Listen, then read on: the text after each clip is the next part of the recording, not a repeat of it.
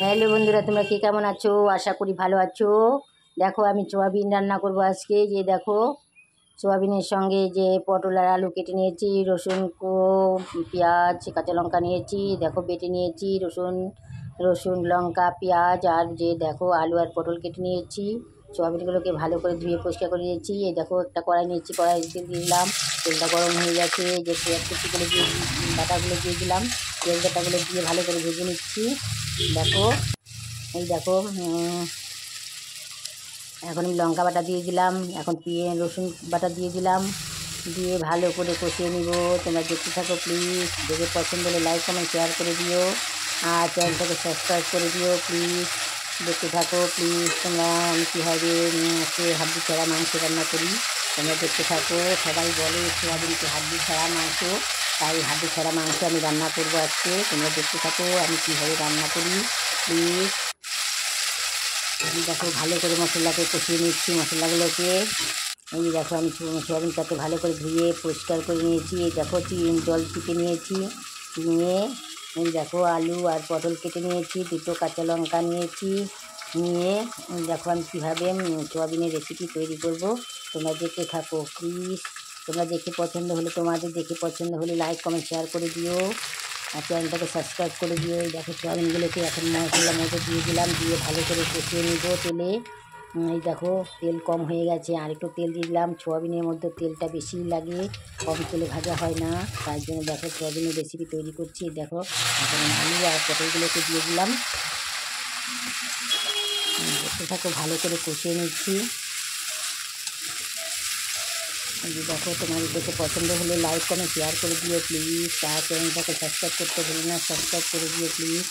দেখো দেখো পরিমাণ মতো করে লবণ দিয়ে দিলাম, আর পরিমাণ মতো হলুদ দিয়ে দিলাম, আর দেখো জিরে পাউডার দিয়ে দিব এখন। দেখো জিরে পাউডার দিয়ে দিব, এই যে দেখো জিরে পাউডার, দেখো দিয়ে দিচ্ছি জিরে পাউডার। আর আমি এখন দিয়ে দিব হচ্ছে ধনিয়া পাউডার দিয়ে দেবো। দেখো ভালো করে কষানো হচ্ছে, কষিয়ে নিয়ে এই দেখো ধনিয়া পাউডারও দিয়ে দিচ্ছি।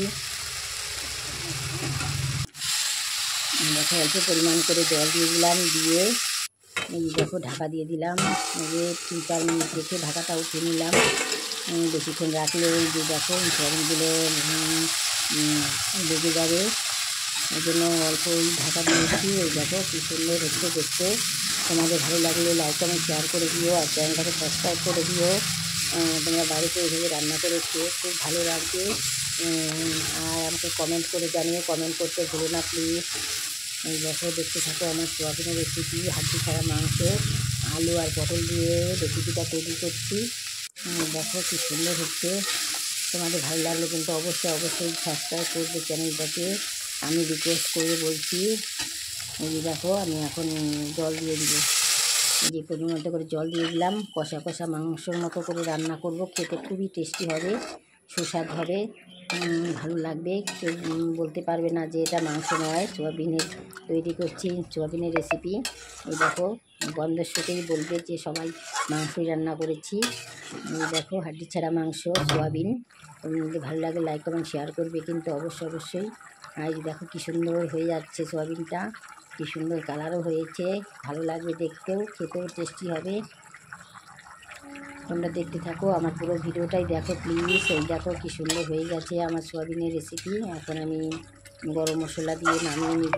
তোমাদের ভালো লাগে কিন্তু অবশ্যই সাবস্ক্রাইব করবে প্লিজ, আর চ্যানেলটাকে সাবস্ক্রাইব করে লাইক কমেন্ট শেয়ার করে দিও প্লিজ, আমি তোমাদের কাছে রিকোয়েস্ট করছি। এটা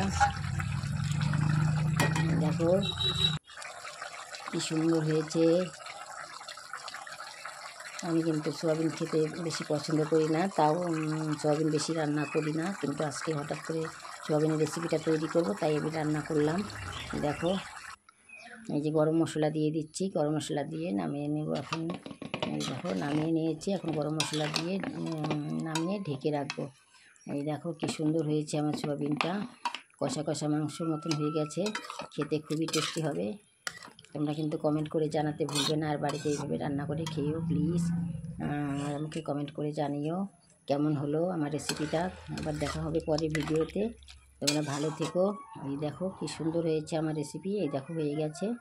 এই দেখো কষা কষা মাংস হয়ে গেছে। তোমরা ভালো থেকো, আবার দেখা হবে পরে ভিডিওতে। এই যে দেখো কি সুন্দর হয়েছে। এই দেখো চিচিঙ্গা দেখিয়েছিলাম, এটা ভিডিও দেখাতে পারিনি। চিচিঙ্গা ভাজাও করেছি।